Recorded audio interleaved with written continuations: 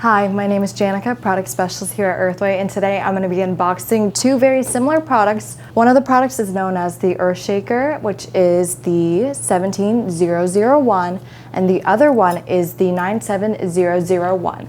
The 97001 is a PolarTech product, so you will be finding some ice melt in there as a spoiler.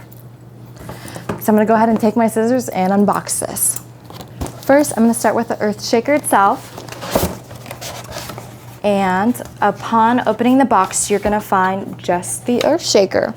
No additional products, no manuals needed. It's already set up for you, and to use, all you have to do is twist off the lid, fill it with product, and you're good.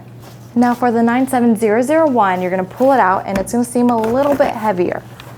And that's because there is ice melt, 2 bags of ice melt already included. So there's no hassle with needing to buy a couple bags of ice melt when you already have them included in your kit.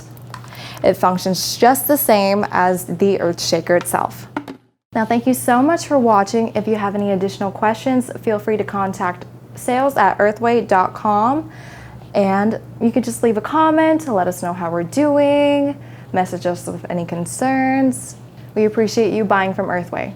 Thanks.